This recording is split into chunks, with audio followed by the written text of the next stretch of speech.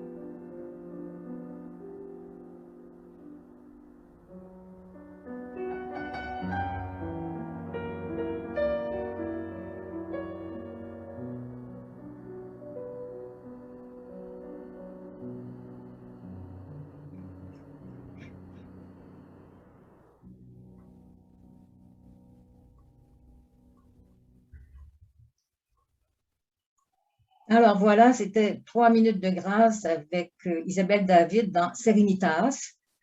Je tiens à établir clairement en introduction tout ce que je dois à la musicologue Marie-Thérèse Lefebvre. Non seulement m'a-t-elle encouragée vivement à me lancer dans l'aventure Descaries, mais pour ma communication d'aujourd'hui, je me suis largement inspirée de l'article qu'elle a publié sur Descaries en 2013 dans le Cahier des 10. Je me propose donc en un premier temps de vous présenter brièvement le musicien, deuxièmement d'énumérer quelques-unes des raisons qui l'ont condamné à l'oubli et enfin d'évoquer certains mécanismes du retour de Descaries sur la scène. D'abord, le musicien.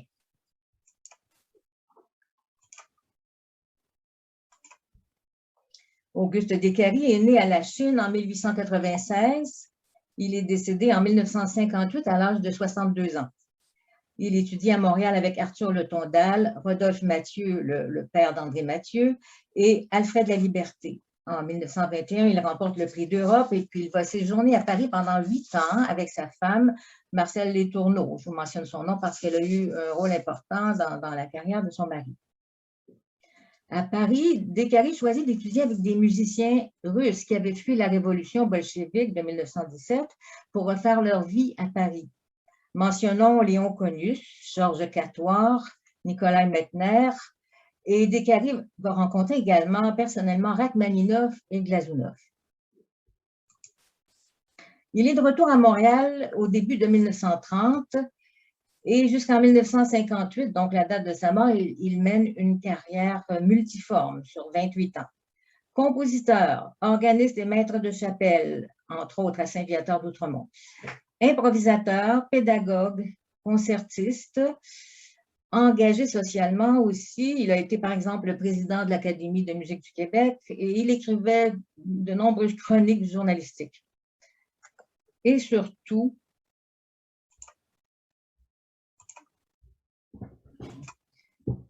Francine Descaries, la fille du compositeur, écrit « 10 mois par année, mon père était un homme au piano ».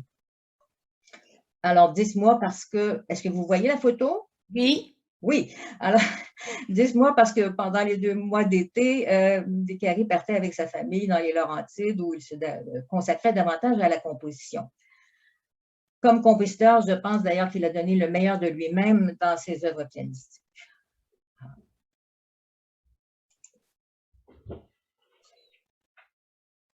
Ah oui, il faut que je ferme ça un instant. Voilà. Maintenant que je vous ai présenté le musicien, qu'est-ce qui a pu contribuer à son absence dans notre mémoire collective jusqu'à récemment? On observe quand même que le musicien de son vivant a connu une certaine reconnaissance du fait de ses nombreuses activités. Il a rayonné dans plusieurs milieux. Il était très réputé comme professeur de piano. On recherchait son enseignement. On l'a entendu à la radio et il était invité à prononcer des conférences dans divers cercles. Cependant, pour plusieurs raisons, il a eu de la difficulté à se tailler une place au Québec de façon pérenne. D'abord, je parlerai de son vivant. Il a été marginalisé dans les débats sur la musique. Il était perçu en effet comme n'occupant pas tout à fait le bon créneau. Il était héritier en composition de l'école des musiciens néo-romantiques, russes en particulier, ce qui l'opposait aux défenseurs de la musique française, tels Léopold Morin, Claude Champagne, qui, eux, tenaient le haut du pavé.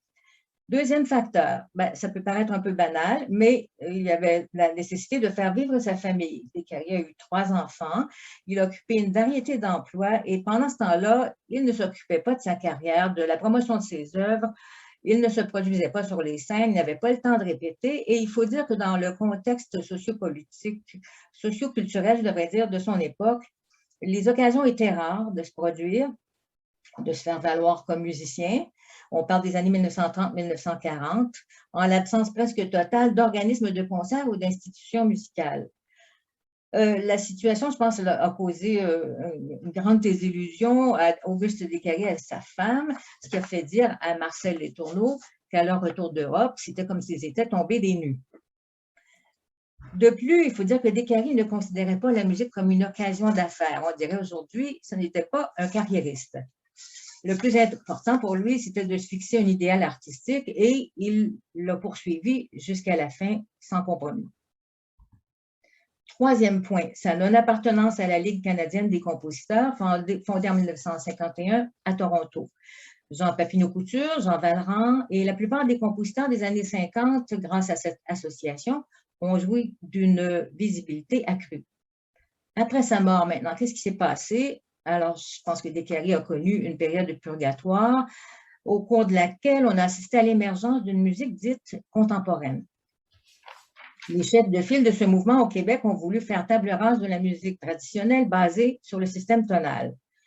Témoin de ce changement de paradigme, la fondation en 1966 de la Société de musique contemporaine du Québec. Ce phénomène excluait momentanément de la scène tous les musiciens qui avaient précédé, qui avaient préparé le terrain et donné des assises solides à la musique au Québec. Pourquoi? Eh bien, en raison de leur langage, réputé non novateur, non original. Mais, comme le dit la compositrice Isabelle Panton, est-ce que l'originalité de la pensée ne pourrait pas transcender le langage? Et elle ajoute au sujet de la musique contemporaine, Ce fut une aventure extraordinaire qui a mené à l'exploration de nouveaux espaces et même de nouveaux matériaux comme la musique électroacoustique. Mais on est devenu sourd à tout ce qui se distanciait de la nouvelle mouvance. Si Pierre Boulez, en France, invitait à être résolument moderne, on peut dire que les Auguste Descaries, François Morel, Pierre Monpépin et Rodolphe Mathieu ont été résolument authentiques. Fin de la citation. Je pense aussi que par une sorte de retournement de la situation, ces compositeurs du début du 20e siècle sont maintenant davantage considérés sous cet angle, c'est-à-dire comme des artistes authentiques qui ont une pensée originale et qui ont apporté une contribution essentielle à notre patrimoine. Mais évidemment, il reste fort à faire pour les faire émerger un tant soit peu.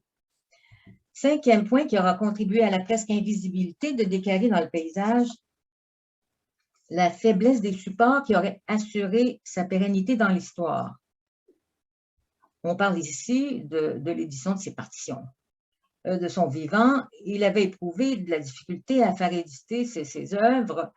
Personnellement, j'ai fouillé dans bien des boîtes aux archives de l'Université de Montréal où est déposé le fonds Descaries et je suis souvent tombée sur des listes d'œuvres prêtes à l'édition, prêtes pour l'édition, et c'était des listes dressées par Descaries lui-même ou par sa femme, mais il semble que ça a été en vain, puisque les premières vraies éditions de Descaries apparaissent à titre posthume au début des années 1960 aux éditions BMI à Toronto.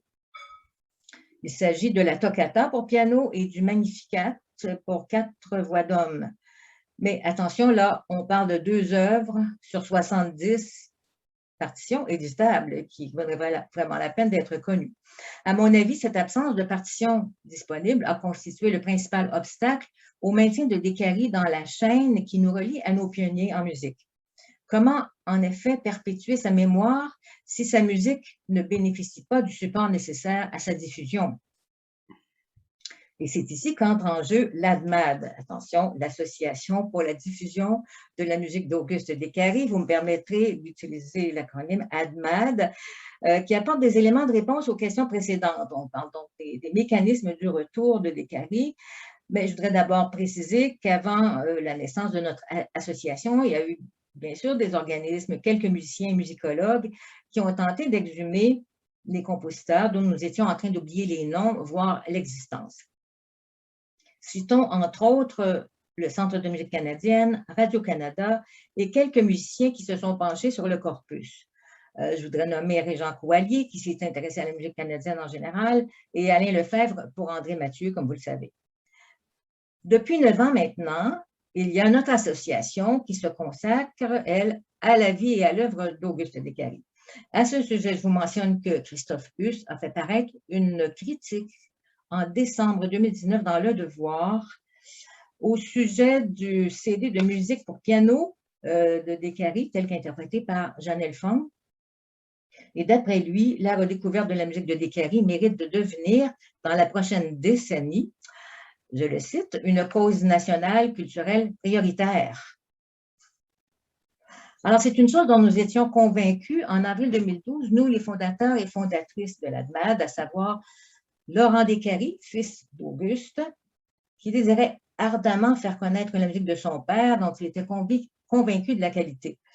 Malheureusement, Laurent Descaries est décédé quelques mois après la fondation, en octobre 2012, et il a été remplacé par sa sœur Francine Descaries. Et depuis le début, nous avons aussi au conseil Daniel Etocha, une amie de la famille. Alors voilà pour mon précieux conseil d'administration.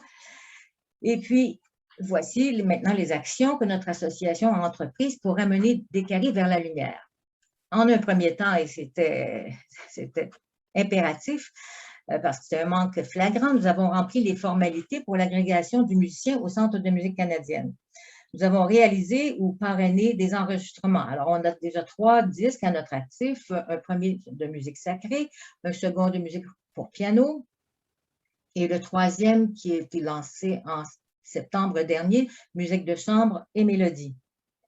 Attention, on en a un 4e en préparation, encore des œuvres pour piano, parce que c'est un corpus quand même assez impressionnant, et c'est Isabelle David qui va jouer. Qui dit enregistrement dit édition de nombreuses partitions. Alors voilà, attendez, j'ai ici 2 partitions sur 4 que nous avons fait éditer aux éditions du Nouveau Théâtre musical à Québec. D'abord, à la Messe des Morts pour chœur et orgue et soliste, et aussi Aubade et Sarcasme, 2 magnifiques œuvres pour piano. Alors, il s'agit d'une partition moderne, bien sûr, de luxe, je dirais, agréable à consulter, à noter, à lire, à apprendre, ce qui facilite déjà passablement les choses. Mais pour la plus grande partie des œuvres que nous avons eu à faire éditer, nous l'avons fait par les éditions Outre-Montaigne qui ont déposé une quarantaine d'œuvres sur la page IMSLP. Alors, il s'agit de l'International Music Score Library Project, qui est une bibliothèque de partitions musicales en ligne.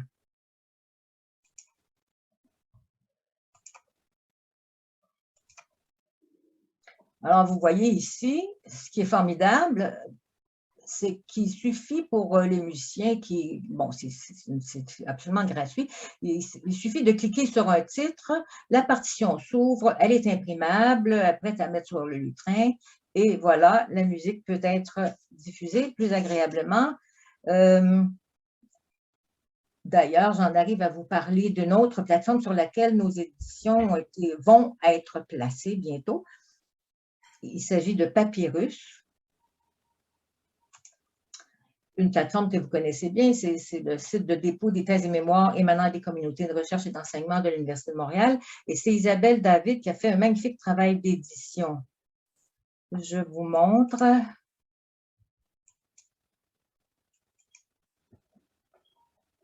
Alors, voici une œuvre pour piano au gré de l'onde. Oui, au gré de l'onde, une barcarolle.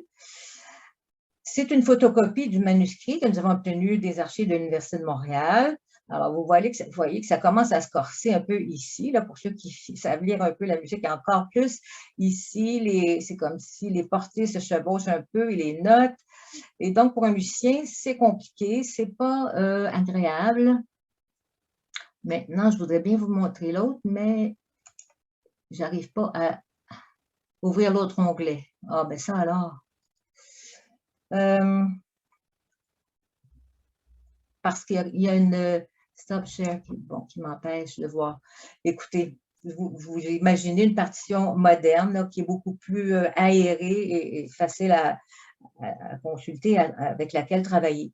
La diffusion des partitions papier dans les établissements d'enseignement musical fait partie évidemment de notre mission. Nous avons aussi, à l'ADMAD, organisé des conférences annuelles, des concerts en partenariat avec certains centres de diffusion, comme par exemple la Salle Bourgie. Nous avons commandé des articles et encouragé la recherche dans le cadre d'études universitaires. Alors, outre Marie-Thérèse Lefebvre, là, que j'ai mentionné tout à l'heure, qui nous a donné un bon coup de main au départ, aujourd'hui, nous avons François de Médicis, professeur à l'Université de Montréal, qui est dans le dossier. Nous avons publié un bulletin annuel. Et dans notre souci de favoriser la transmission, nous avons investi les nouveaux médias. Par exemple, nous avons ouvert une chaîne YouTube, une page Facebook et augmenté et mis à jour la page Wikipédia. Enfin, nous avons attribué une bourse annuelle, donc une fois au terme d'un concours en 2015. C'était un concours 2010.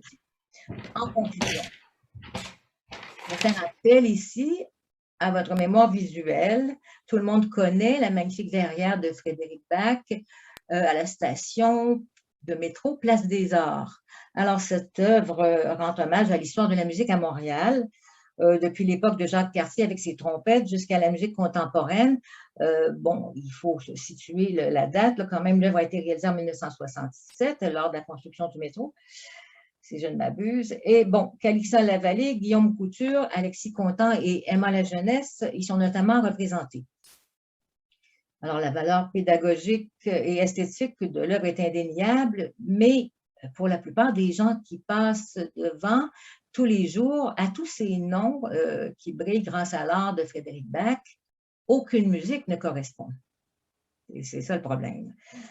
Ce qui m'amène à citer Marie-Thérèse Lefebvre, qui écrit en conclusion de son article sur Descaries: que penserait-on d'un enseignement de la littérature ou des arts visuels qui ne reposerait que sur des titres, mais dont les livres et les tableaux auraient disparu? Maintenant que le nom d'Auguste Descaries est associé à des notes de musique clairement organisées sur des partitions modernes et qu'on peut entendre ses œuvres sur des enregistrements de qualité, pourquoi est-ce que sa sonate, par exemple, une grande œuvre de 30 minutes, là, c'est vraiment quelque chose de costaud puis de très solide, pourquoi est-ce que sa sonate ne ferait pas partie du répertoire de nos musiciens au même titre que les grandes sonates romantiques du répertoire international?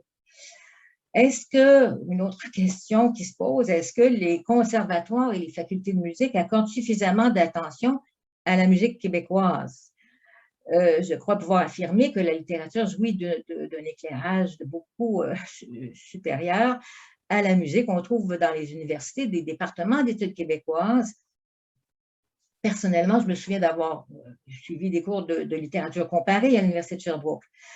Mais je pense qu'à la faculté de musique, par exemple, de l'Université de Montréal, la dernière fois qu'il y a eu un cours sur la musique québécoise, il était donné par Marie-Thérèse Lefebvre. Et depuis qu'elle a pris sa retraite, je pense que le cours ne s'est jamais donné comme tel. On fait un enseignement un peu épisodique là, à travers un séminaire ici et là, ou une partie d'un cours sur l'histoire de la musique, mais à proprement parler, il y a peut-être une faiblesse de ce côté. Je vous rappelle le titre de ma communication. Une œuvre musicale reprend vie après un demi-siècle d'existence virtuelle. Virtuelle, d'après le Robert, qui n'est qu'en puissance, qui porte en soi toutes les conditions essentielles à sa réalisation. La musique de Descaries vivait, ou je dirais plutôt vivotait dans cet univers virtuel, mais elle est en voie de s'actualiser, de passer du virtuel au réel. Je prétends que le travail de l'ANMAD pourrait servir de modèle pour ressusciter tous les compositeurs que nous avons échappés. Il y en a plusieurs. Pour ce faire, il faut mobiliser des ressources humaines afin de coordonner les activités, des ressources financières, et ici, il faut dire que la famille Descaries joue un rôle essentiel, de même que nos membres, et puis nous avons bénéficié de l'aide du Conseil des arts du Canada pour 2 enregistrements. Nous avons besoin de la contribution des musicologues, qui font avancer la cause par leur recherche, de la contribution des musiciens qui jouent et diffusent la musique du compositeur et surtout, nous avons besoin de passion. Dans mon équipe de l'ANMAD, on en trouve en abondance. Il ne me reste plus qu'à souhaiter qu'il se forme autant d'associations pour la diffusion de la musique de 3 petits points qu'il existe de compositeurs oubliés. Je voudrais remercier Sophie Dubois de son aide à la technique et merci à Lucien Cambron de son invitation. Merci beaucoup, Madame Panton. Avec plaisir. Y a-t-il des questions, commentaires? Oui, j'ai déjà Jean-Marc. Je vais me remettre en mode où je vois tout le monde. Si je ne vous donne pas la parole, c'est que je ne vous ai pas vu à temps, ni voyez aucune offense. Donc, à toi, Jean-Marc. Il y a Marie-Thérèse aussi. Merci, Micheline. Donc... Oui, merci beaucoup. C'était passionnant et bravo aussi pour l'initiative.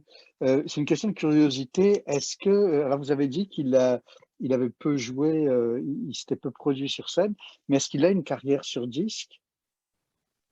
Alors, pas du tout, non. Tout ce qu'on peut entendre de Descaries, jouer de ses propres mains, c'est un enregistrement qui est sur en ruban, mais ah oui, grâce à Marie-Thérèse Lefebvre, cet enregistrement existe aussi sur CD, des enregistrements de ses improvisations. Il était fabuleux comme improvisateur et il joue quelques-unes de ses œuvres. Et évidemment, la qualité sonore est très, très douteuse. Maintenant, là, je vous ai parlé des disques que nous avons faits. Là, c'est autre chose. Là. Oui, non, d'accord. Je parle de son temps à lui, par lui. De son temps, oui. D'accord. Merci, Marie-Thérèse. Après, Sandria, je t'ai vu. Oui, merci beaucoup, Hélène, de cette belle présentation. En fait, tu soulèves justement en conclusion une problématique qui est propre au Québec, je trouve. En France, il y a depuis de nombreuses années plusieurs associations qui ont été formées pour justement remettre un peu à l'ordre du jour des musiciens qui avaient été soit oubliés ou soit négligés. Et donc, ces regroupements, souvent issus des descendants, de ces compositeurs, d'amis et de musiciens. Il y en a vraiment une profusion assez incroyable en France. Ça fait partie de la culture quand ces musiciens ne peuvent pas être reconnus, disons, par le milieu musical. Eh bien, il y a des gens qui forment ces associations. Au Québec, l'ADMAD est l'une des toutes premières, si je pense aussi peut-être à Thérèse Desjardins, qui a mis en place les Amis de Claude Vivier. C'était la première association qui fait vraiment, et elle a fait un travail énorme pour diffuser la musique de Claude Vivier. Et c'est la même chose avec l'ADMAD, tout le travail qui a été accompli grâce à ce regroupement de sympathisants, de passionnés qui voulaient vraiment mettre à l'ordre du jour Auguste Descaries. Et je pense qu'il y a un gros travail à faire pour sensibiliser les différents regroupements pour s'occuper justement, je ne sais pas si c'est le même problème en littérature, en art visuel ou autre, je n'en connais pas de ces regroupements indépendants, mais c'est peut-être moins nécessaire parce que dès que la littérature publie les ouvrages, ou en art visuel qu'il y a la représentation par les tableaux, au moins le public a accès à la création, à la production. Tandis que pour la musique, c'est toujours le même problème. Il faut la faire entendre, cette musique, pour qu'elle existe. Elle ne peut exister uniquement que par les manuscrits ou les partitions.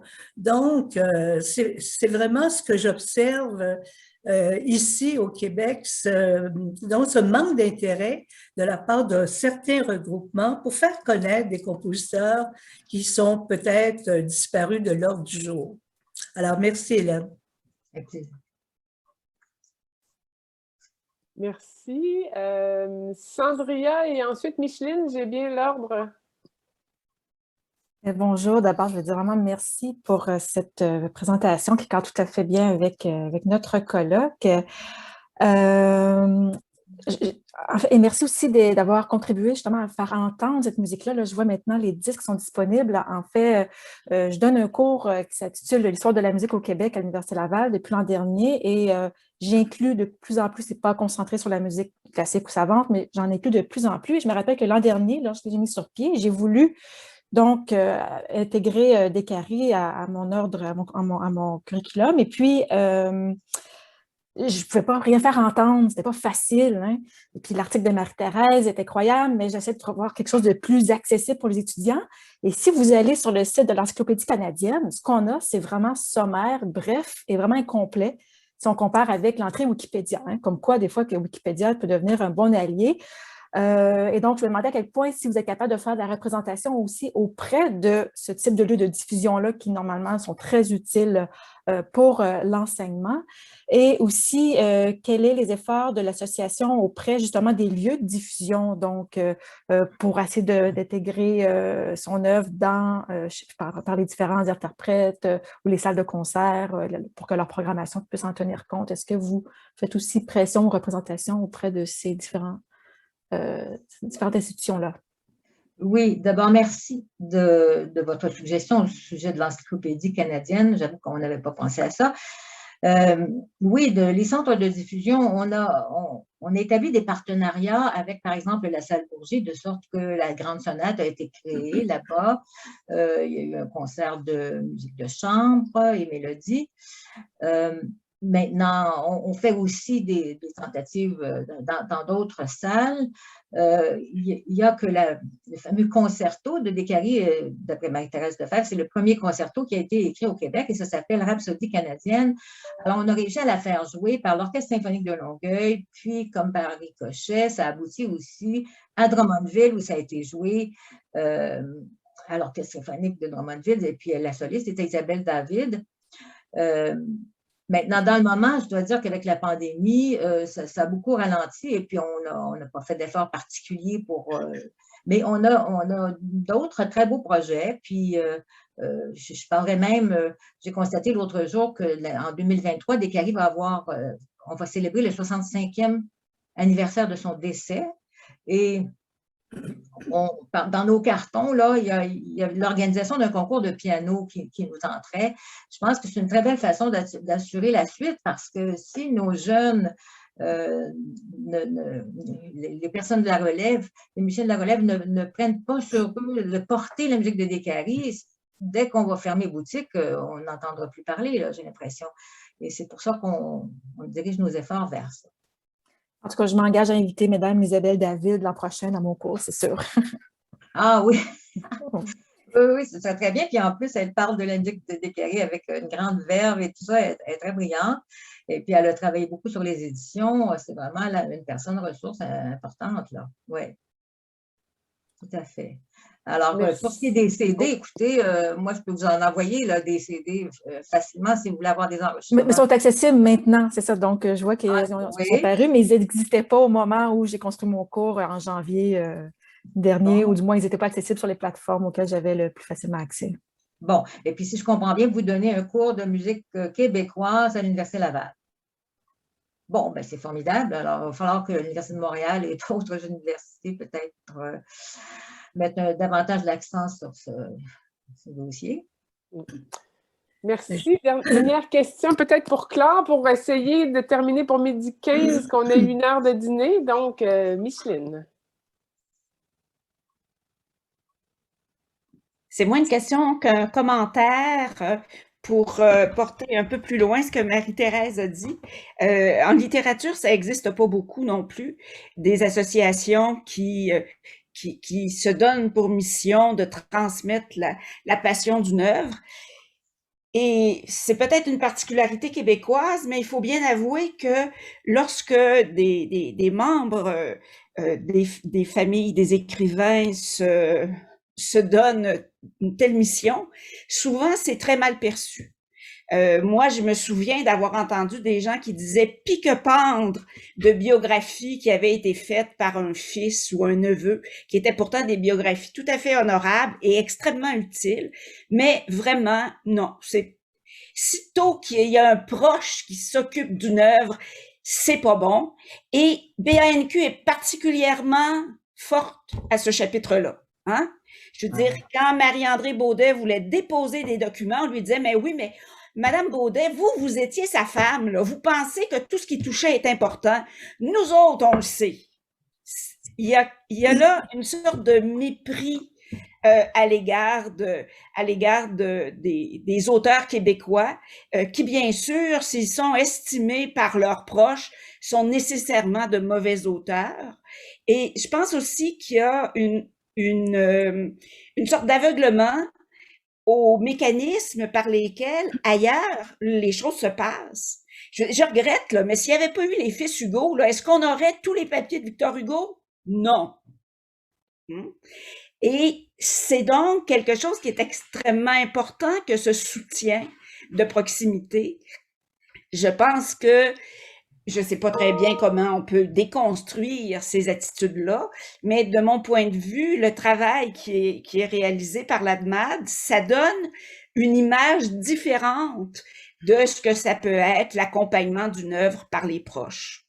Et par les proches et par des gens qui sont parfois un peu éloignés autour, là aussi. Hein, l'ADMAD, c'est pas seulement des proches. Donc, c'était une réaction peut-être un peu vive, mais je pense que malheureusement, c'est comme ça que ça se passe. J'aimerais réagir très rapidement à ce que vous venez de dire, Micheline. Je pense que les associations qui pourraient se créer vont peut-être non pas remplacer, mais remettre à l'ordre du jour les études québécoises qui ont perdu beaucoup de terrain, ne serait-ce qu'à la faculté de musique, par exemple, où il n'y a plus de cours vraiment systématiques sur la musique québécoise.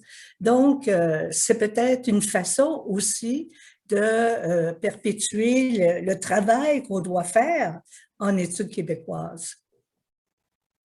Vous Vous voulez dire, Marie-Thérèse, sortir du seul réseau académique et puis Oui, faire en sorte qu'il y ait des gens de la communauté qui prennent aussi des responsabilités dans la diffusion des œuvres? oui, oui. Est-ce que, Madame Panton, vous aimeriez avoir le mot de la fin sur cette question? Non, écoutez, je suis très contente d'avoir participé à cette discussion, mais je souhaitais qu'il y ait quelques minutes à la fin pour vous mettre encore plus de bonne humeur. Je pense que c'est une belle façon de clore aussi cet avant-midi de travail. Il s'agit donc d'une œuvre à la Clairefontaine, un chant traditionnel bien que tout le monde connaît, bien sûr, mais ici, Auguste Descaries en a fait une harmonisation très originale et je voudrais attirer votre attention sur le fait que chaque couplet est bien caractérisé, soit dans un mode plutôt léger ou dramatique selon le contexte. Au départ, c'était une œuvre pour voix et piano, mais ici, on l'entendrait dans un arrangement de Julien Bilodeau pour voix et trio. Il s'agit donc du baryton Pierre Rancourt, qui était justement celui qui avait remporté notre concours de mélodie en 2015. Et il est accompagné du trio Hochelaga. Alors là-dessus, pour ma part, c'est terminé. Une seconde avant qu'on entende l'extrait, je veux remercier les deux présentatrices de ce matin, remercier tout le monde de leur présence et vous dire qu'on se retrouve à 12h15. Donc, écoutons en finale Auguste Descaries. Vous voulez dire 13h15 peut-être? Oui, qu'est-ce que j'ai dit, Mme Panton?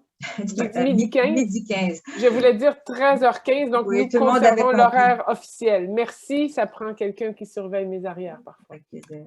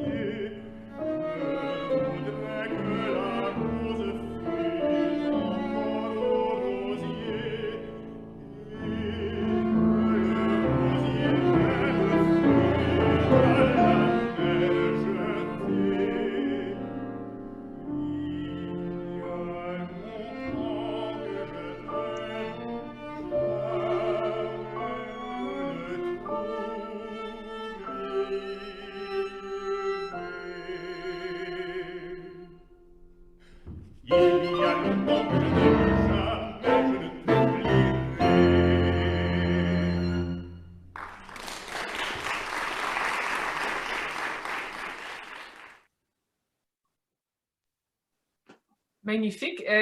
Peut-on savoir de quelle année est l'arrangement, par curiosité? Oh! Ah, je pense que ça doit être attendez, dans les années 1920, parce que je crois qu'avant de revenir de Paris, l'œuvre avait été jouée au Centre culturel canadien, ou l'équivalent à l'époque, là, à Paris, à l'occasion de la fête de la Saint-Jean-Baptiste.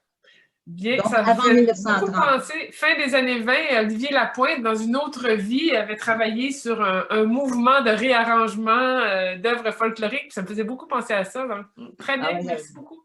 Très juste, oui.